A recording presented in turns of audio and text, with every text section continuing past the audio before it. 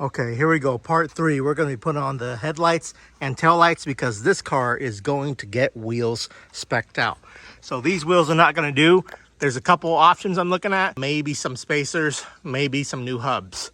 We'll see. There's not a lot of options for this car because it's not a SW20. It's the convertible, and not a lot of people make stuff for this. But right here, we got the headlight. Oh my goodness.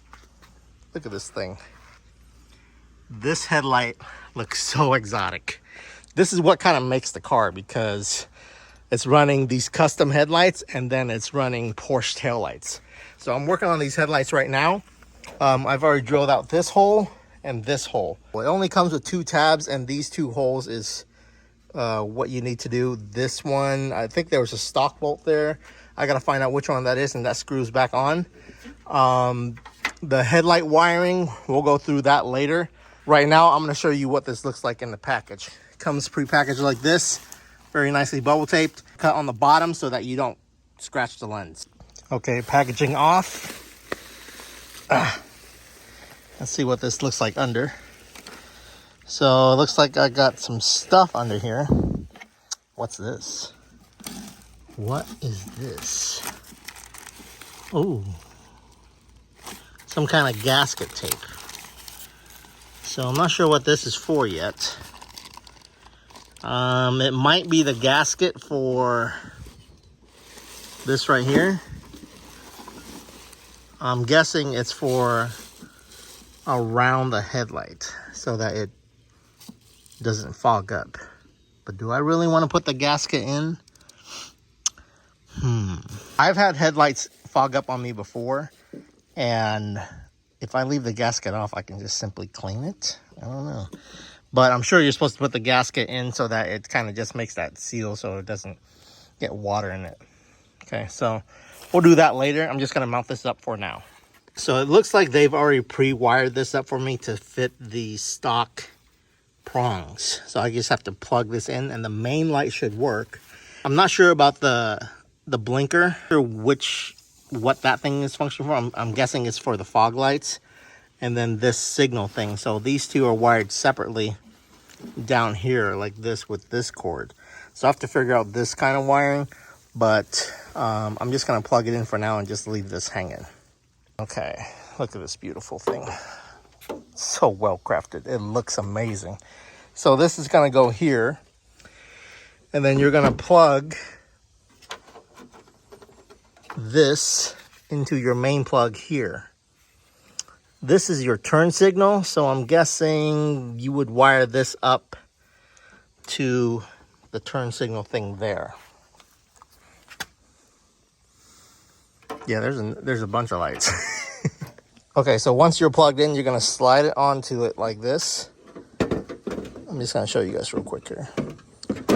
Okay, you're gonna slide this nose end, get the wires out. Hold on, I'm doing it with one hand. Okay, so the nose in first. Don't scratch it. Okay. And then you're gonna mount this up to that up there. All right, we're all packed up and ready to go. This is as good as it's gonna get for now. The fitment on these headlights could be better, but that looks pretty good. Oh my gosh. Oh man, that looks so. I don't have the tail lights in because I haven't figured out how to put them in yet.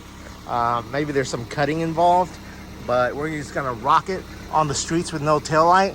But I do have my 3rd brake light indicator, so they should be able to see that.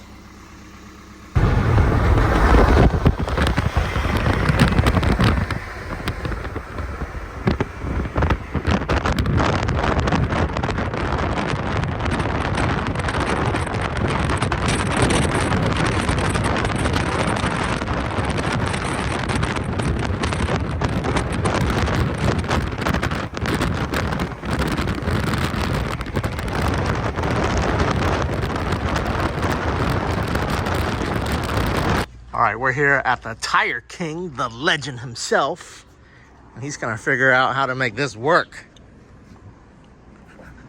How crazy does it look? Yeah, it's pretty crazy, especially the back. I know, I think we need 20s. Oh, 19. 19s? I know. They don't make like 3-piece 20s, do they? I mean, you can force them. You can get a custom grill, custom build, but... You think 19's in the front and back? Or 18's in the front? 18, 19. Really? Yeah. Staggered. Alright. Can we fit 19s in the front? In case I want to just swap it to other cars? Yeah. Okay. Yeah. You can always put 19s in the front. Just a little bit less wider, but yeah. That's doable. Yeah. I mean, we can do different tire size or whatever. Yeah. And then we'll figure this out. Yeah. So, are we doing a hub swap or are we doing an adapter? I'm gonna have to look into the newer Evo's hub and see if we can run the ABS. Okay. If we can't run the ABS, then probably adapters. Yeah.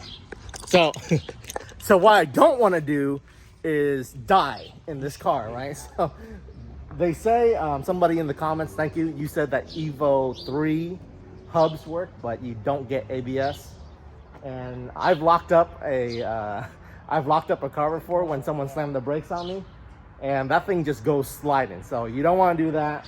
I prefer to run adapters rather than dying. So we'll see. Safety is the first thing. Okay. So, yeah. Okay, we'll see. Drove here all the way without the back tail lights. We'll figure out how to fit that later, but no one pulled me over, so we're good. Look how wide this thing is. Oh my goodness. All right. So we're gonna leave it with Mo, and he's gonna figure it out for us. All right, so a quick update on all of the cars. I know the yard is looking pretty bare right now because we're missing a couple of vehicles.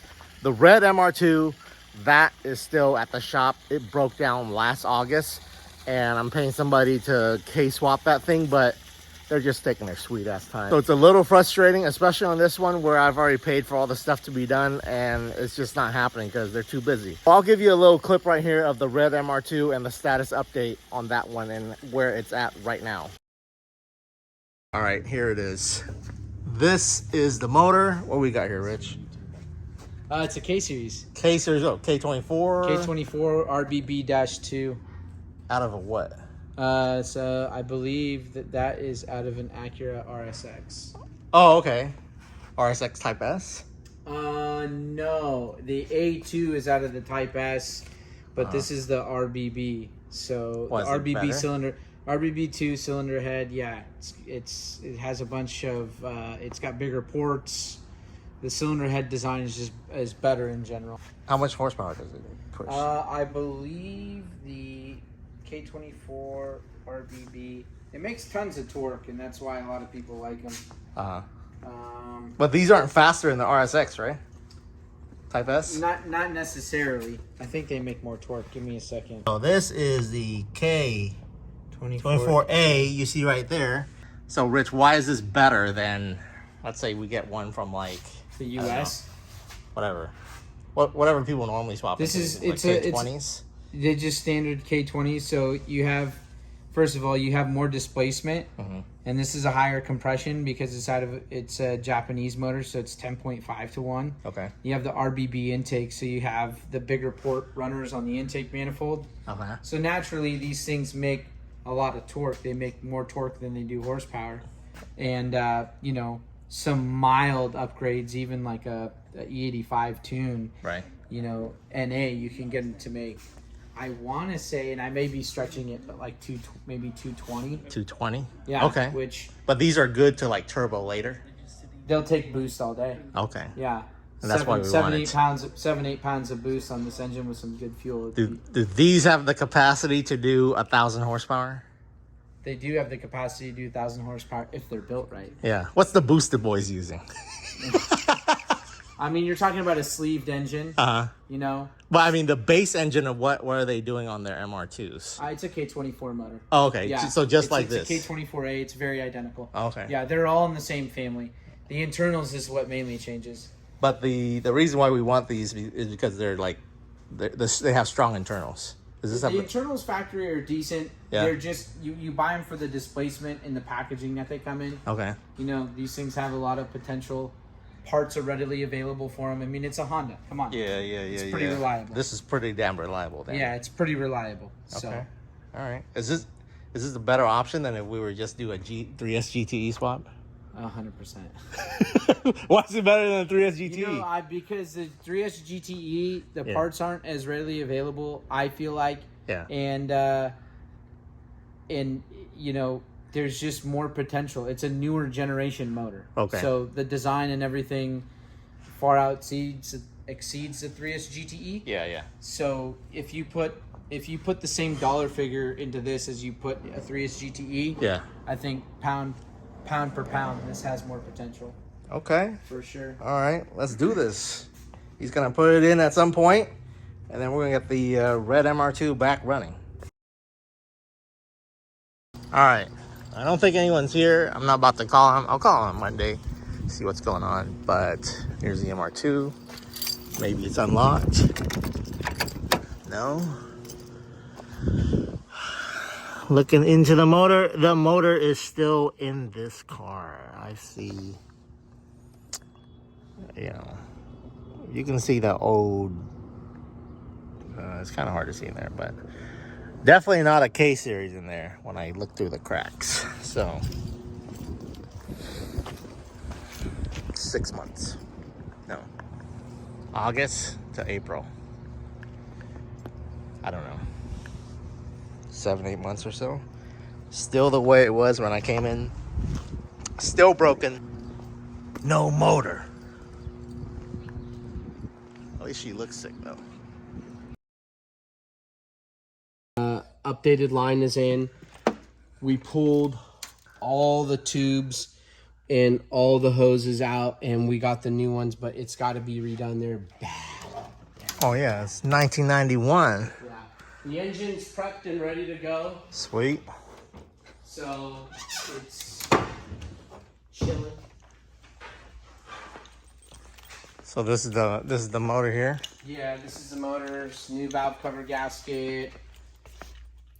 So we got a few. Yeah. Yep. Okay. We just got to replace the filter, put the timing belt piece on, put it all together, put it in. It's got a 525 Hellcat pump in it. So if you ever decide to turbocharge it down the road, it's got the capacity. It's got the capacity to turbocharge it. Yeah. Nice. Old motor right there. Okay. Oof. Okay. That thing was hurting. Hopefully we get this running by the end of summer. Dude. What's in there? Was that rust? Look at. You want to do some face paint? Oh yeah. It's just like all rusted inside the motor, huh? Bad. It's bad. Oh yeah. Like, bad like I never seen bad. I'm surprised it ran for that long. At least the motor is out of the car, so that is some progress, and hopefully we get the red MR2 back. I'm trying to press them to finish it by the end of the summer, which is the end of this month. As far as the Fairlane goes, you might remember that I have a 1957 Fairlane. That one is over at Hexa Garage right now. A whole lot of progress has been happening on that car, and I know it's like a tough swap. Here's some pictures of the Fairlane. So the old motor is out, and they prepped a new LS3 to be swapped in, and it's also being converted into a 6-speed, as you can see right there. That looks awesome. New clutch needs to go in, and this is the motor mounted up and kind of some of the piping done to it. So George from Hexa asked me for a wiring harness, and we tried to order it from Summit Racing, and there's just no stock. So we got to figure out a different wiring system, but the motor is in, and they're plumbing up all the stuff right now, the fuel line, the electrical, all that stuff. So it does take a long time to do something like this from a LS3 to a 1957, and you got to do the whole thing, especially since I want it as a manual transmission as well. Hopefully the old school will be done soon, and we'll have some content on that on the channel. We'll try to check up with George and make sure that we're getting as much progress as possible for those of you guys who are waiting. Over here, we're going to give you a quick update on the VR4 and the 240, and then we'll wrap up this video. Okay, so on the VR4 side, I'm just having a hard time just peeling off the chrome that was there. I wrapped over the wrap, and the top layer of the chrome just came off, and this is just, see that? That's just like the residual color, and I have to rubber wheel off this whole thing. That process takes a while. So I definitely don't recommend, now that I've tried it, wrapping over another wrap, because now you're just causing extra problems. Not only was the glitter burnt onto here, which would have been easy to remove if I had taken the time to remove the chrome layer underneath and not have the chrome be separated from the laminate layer itself. It ended up being like this right here. So this is made in a couple layers, and because it's so old and I didn't peel it off when I had the time to, you see how you see how the top layer and the color layer are separated, and then I can't get rid of the color layer unless I wheel it off. But here where the sun is not damaging it, the whole two portions come off very easily. So the sun damage is real. Make sure you peel your wrap before the sun gets to it like that, and then you're just gonna have a harder problem. So that's gonna be next. I think I'm trying to get this thing running because I do love this car, and the way this thing drives, it's amazing. Everything on that car works, just a little oil leak. Over here on this side, this 240, I'm having an issue with this. I'm having an issue with this bumper just kind of dragging, and I got these foam pieces up here to hold the bumper up, but it's just, it just gets kind of flat. You see like right here where the bumper sits on it over time, and then it drags again. So I'm trying to like lift this whole front bumper, and then this thing is pretty much peeled and ready to go. Then I can wrap it. So we might do this after the VR4 or before.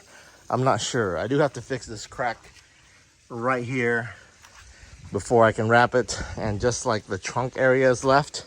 I've shown a couple of videos of how this is, but since it's hot, you can just peel it very easily. Okay. On this 240 here, it's got the old glitter on it. I just got to get rid of it. The front fenders are off because I have new front fenders right here that will make these wheels fit better, and I got to peel off all this old glitter wrap. But this one also has a little bit of leak as well, and it needs to go to the shop once I get everything on. So that's where we're at with this car. Over here, the Audi is looking good. I might change that color soon. Vlad's car is looking good. And we got the Corvette in the garage, keeping it protected from the sun while I'm on vacation.